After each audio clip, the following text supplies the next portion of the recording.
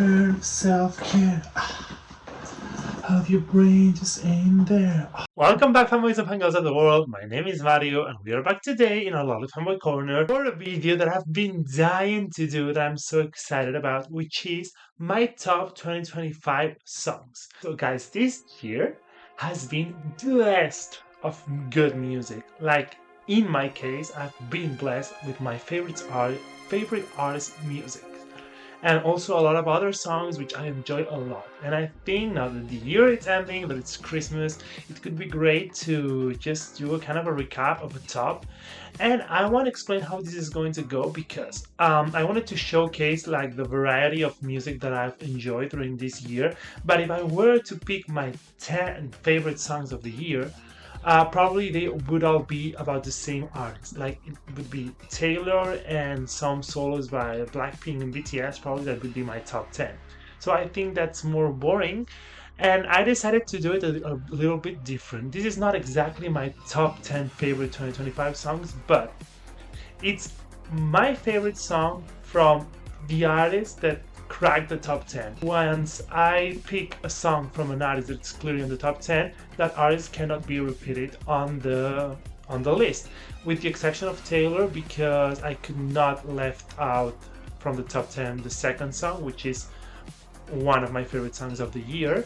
The rest, for example, if there's a Jennie song, and then the other Jennie songs from the year, my second, my third one, if they would be on the top 10, they are excluded. That way, there's room for other artists that I enjoyed from this year. I will also do some honorary mentions of artists that didn't crack the top 10 but have a song that I like, and then I will complete the video showing you the songs that are from the artists that are on the top 10, or maybe not even in the top 10 but on the honorary mentions, that are also one of my favorites of the year, but since I applied this rule, they cannot be shown on the top 10, if that makes sense.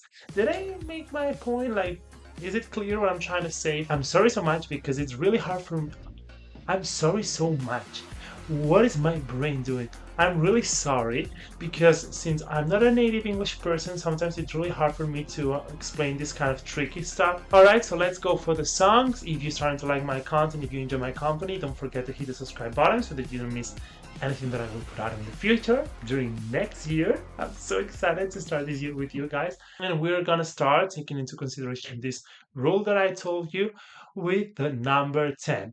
I wanted to make clear that once these songs were chosen, taking into consideration this rule, they are ordered like from my favorite one to my least favorite one. So number 10, let's just bump them a little bit, is Go Go Juice by Sabrina Carpenter. No party invitations, not going to the club. I'm just drinking to call someone. Ain't nobody safe when I'm a little bit drunk. Could be John or Larry, gosh, who's to say? Or the one that rounds a villain if I'm feeling that way. Oh, I'm just drinking to call. Oh god damn, this song's so fun. I've been obsessed with this. I love country. I love when someone merges country with pop. As you can see, Shania Twain is one of my favorite artists, and she's the queen of doing that. And then Taylor did it, and now Sabrina is doing it. And this album is really good. I've even loved it more than Short and Sweet. This song is one like my highlight of the album, the one that I've been the one that I've been most obsessed with because I cannot talk. But there's other ones that I like a lot, and some of them are on this list. But this one, it's just this buffness. I love the bridge, like drunk talking, so relatable, like simple concept, but she always does it like in a really cheeky and funny way. I love her style. I love Sabrina so much, and I'm begging her to start a tour next year after a bit of a rest of this one of Men's Best Friend so that I can attend because I did not go to the Short and Sweet tour. Number 9 won't be a surprise for any of you because it was on my Spotify Wrap, and of course it has to be on this list. And the song is Jump by Blackpink. So come up with me, I'll take you hike. That prima donna spice up your life.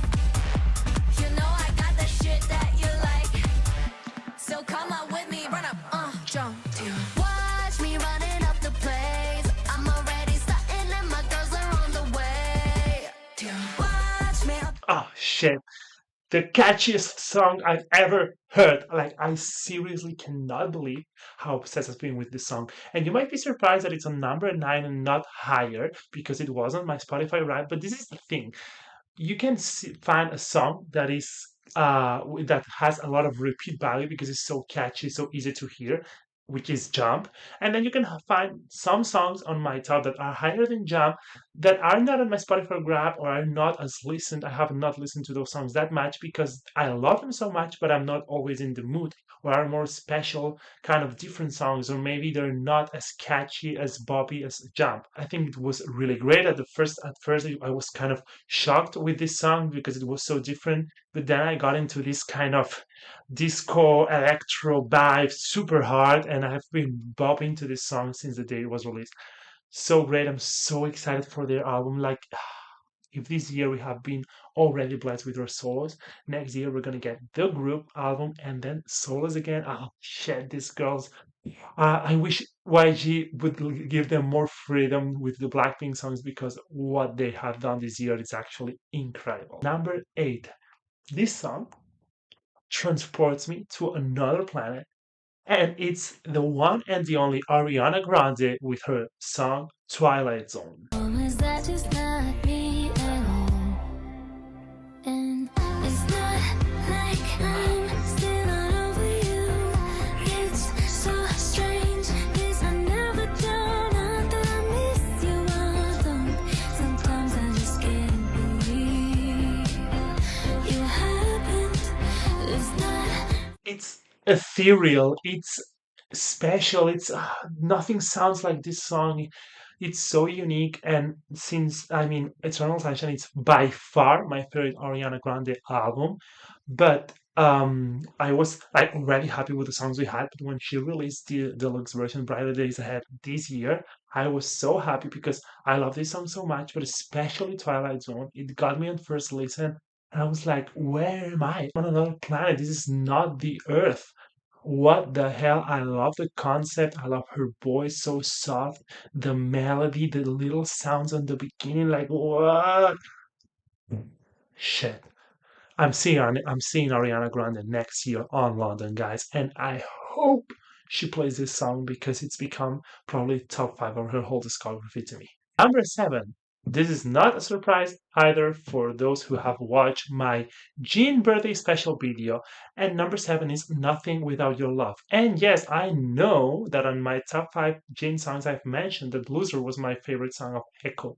But something has happened during these weeks, and I realized that this song, again, it's so special, so different, just as Twilight Zone. Nothing sounds like this song, and I think I prefer it over Loser. But Loser has more repeat value. That's why I've listened to the song most, and that's what I thought that it was my favorite one, if that makes sense. But this song, guys. Nothing without your love. I'm thinking about you. I'm thinking about me. Under the teeth that's against the God it's in the head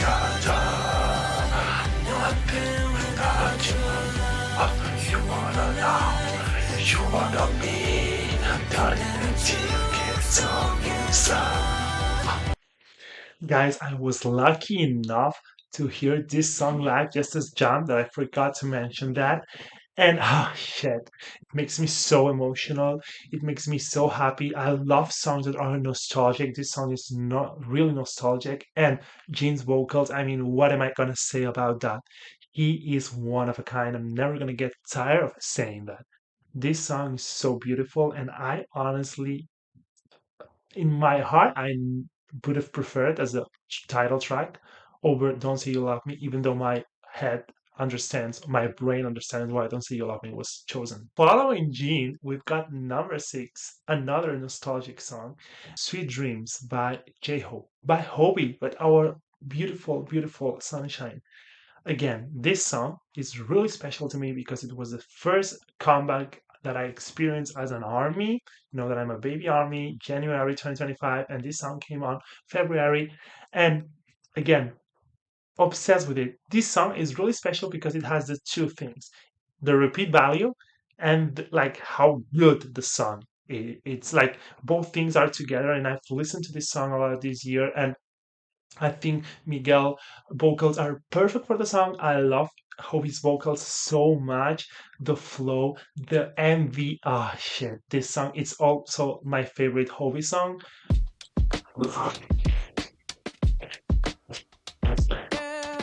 Sweet dreams come. That's not love. You should never sleep alone in love. Stop that necklace on you. Come, just wanna love you like, love you like, love you like, love you like, love you like, love you like, love me right, love me right, love me right back, love me right, love me right, love me right back. How can a song sound so dreamy and be so catchy? I'm watching that I have like three songs and the one that comes after this one too that are really dreamy, and I think it's just my kind of vibe, nostalgic songs. I love how this song makes me feel. I also love how it's really soft, but it's sort of a sexy message on some lyrics. For example, the one with "There's nothing love but diamond necklace on you, girl." I loved how Howie stepped out of his comfort zone and started like these more commercial poppy English songs, which are probably my favorite ones. And yeah, it's not the last time we're going to mention Hobie on this video. We arrived to the top five. Number five, shit, another nostalgic song, a driving song. This is Your Love by Jisoo. But if I had to find a way to explain your love, your love is like the rain, feels like the song I used to know. And your love is like the way there's only green lights driving home. Your love is like a Sunday when you got nowhere to go. Oh, I love you, love you, love you, la la la la. My life began with. Ah,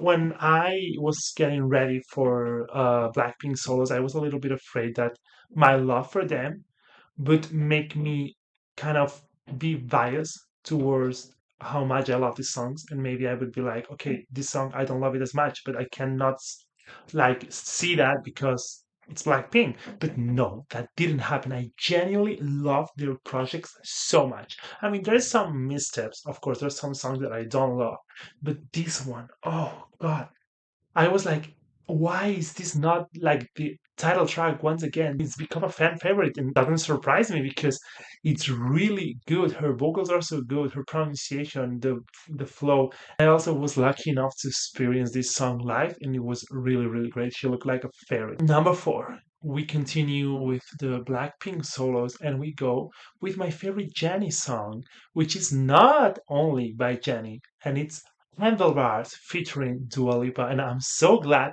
that this song is actually my favorite Jennie and Ruby song because we can talk about Dua Lipa too, which is one of my other artists that I love so much. I'm really a fan of Dua, and I saw her on Wembley this year too. Wonder what you're doing for tonight and forever. I don't ever think twice, and maybe that's why I trip and fall in love, just like a Tuesday drunk. I always go all in, all in, all in, over the handlebars, hitting the ground so hard. There's not a reason that I can explain why I love this song so much, but on first listen, I was like Ruby in general. It's like my second favorite album of the year and one of my favorite albums ever. Like Jenny did an excellent job with this album, and this song, their voices sound so good together. The MV is so beautiful, and I don't understand why this song is not receiving more love. I mean, I know it was just like a single a few days after like Jenny, and it maybe got overshadowed, and maybe Dua is not in her viral peak right now, but I feel like everyone who listens to this song loves it because I've played this song for a lot of people and everyone loves it. It's so good, so good. And it's so relatable also, like how you need to learn to not go all over the place with love, but you can help to do it because you're like that. You're just a hopelessly romantic person. Moving on to number three. This was for almost the entirety of the year my favorite 2025 song, and I was really kind of convinced that it would be really hard to beat it. but someone came and did it. But anyway, this song is Born Again by Elisa, featuring Doja Cat and Ray, which I'm not a fan in this case of Doja Cat and Ray, not because I think they're bad or anything, it's just that I have never listened to their music. But the song, it made me have so much respect for those two girls because the three of them slayed this song so much.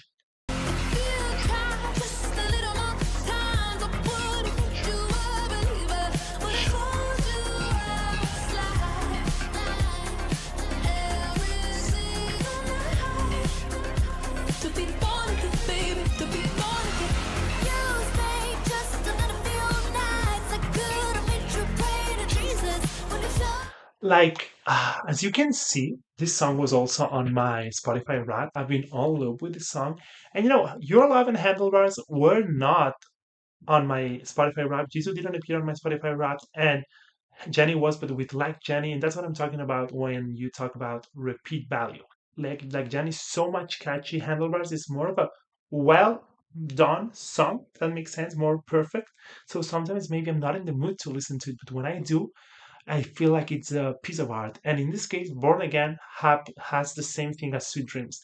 I think it's a perfect balance between a perfect song and repeat value. This in shit, all of the parts of the song. It's starting with the chorus, then we have a Lisa rap, then we have the chorus two times, Ray and Lisa, then a Doja Cat vocals, Doja Cat rap, then again the chorus, then Ray kind of rap fast burst, which is so satisfying to hear, and then again the chorus, and then kind of this run on the end. Oh, the structure and everything. This is a song that even though has been successful, I still think it should be even more successful because again, a lot of people who are not Blackpink or Lisa fans have come to me and tell me this song's so great, and they're absolutely right. All right, before revealing my top two and my top one, which are both from the same artist, and you already know who that is because I already said it, I'm gonna go for my honorary mentions. There's 7 honorary mentions. Number 7, Superestrella by Aitana. Aitana is a Spanish singer, if you don't know her, and she had kind of her main girl pop vibes this year with her album, and Superestrella is probably the most popular song on the album. I enjoy this song so much. I know a lot of Aitana songs. I'm not a fan of her, like I don't currently listen to her, but the songs that I do, they are really good, and this one especially has been hitting hard. Number 6, we've got Where Is My Husband by Ray. And I've just said I'm not a fan of Ray, and it's true, I don't know her songs, but this song came this year, and I might be willing to react to some Ray songs sometimes. This song is really, really, really good. Number 5, we've got Benvate by Katy Perry. I already reacted to the song, and on the contrast, compared to 143, this song is all Katy. I like this song. I like how it sounds. It's beautifully written. And I had a huge week when it first was released. I listened to it a lot, and I still do. Number 4, we've got Love Language by Tomorrow and Together, TXT. So guys, I've started reacting to TXT this year on my channel, but this was one of the songs that I already knew because I got to listen to it when it was first released.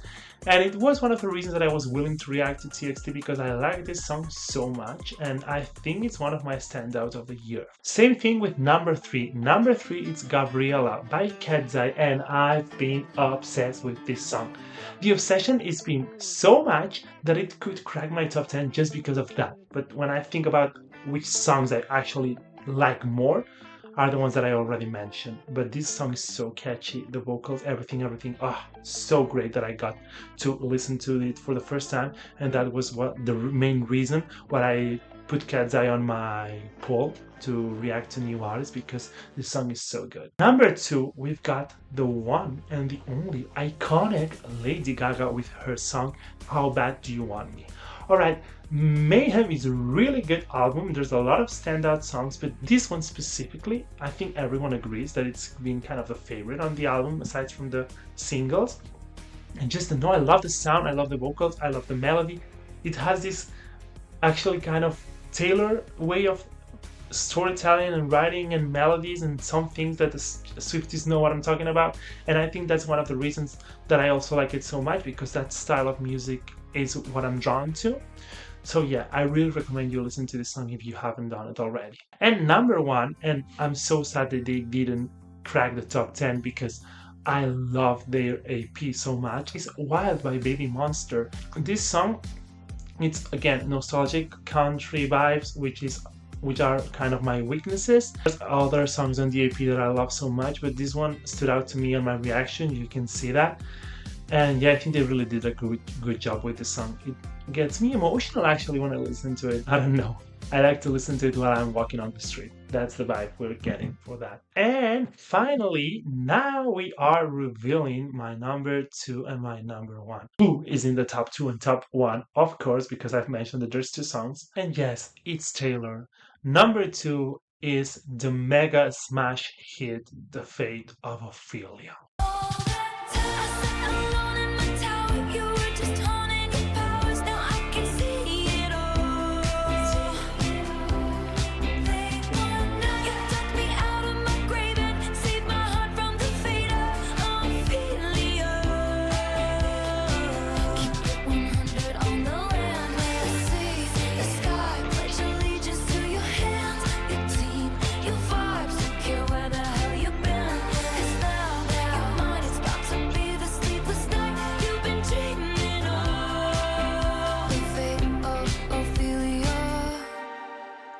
No one is ever gonna convince me that they hate this song. You may not be super fan, but you cannot hate it because, oh shit, so good. Again, repeat value, catchy as hell, and a masterpiece, to be honest. Everyone is obsessed with this song. It's been probably the hugest hit he has had since Antihero, and maybe even bigger. It's everywhere. Everyone seems to love it. Even the people who don't like the album like this song. It's the perfect lead single, the perfect track one. And I swear to God, I can say when the Taylor song it's not my favorite one. And probably if we were talking about 2024, there would be some Torture Poets songs. My favorite one is But Daddy I Love Him, but I would not be as convinced as if it's my favorite song of the year. Whereas these two, and in this case, The Fate of Ophelia, I was really convinced about it in a few listens. I love it. It's my type of song.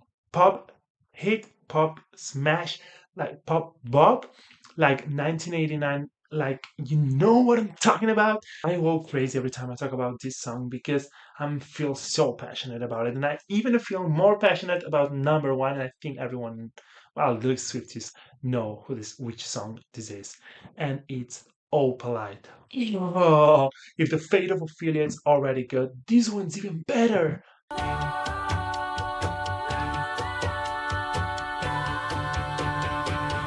Don't you sweat it, baby, it's alright.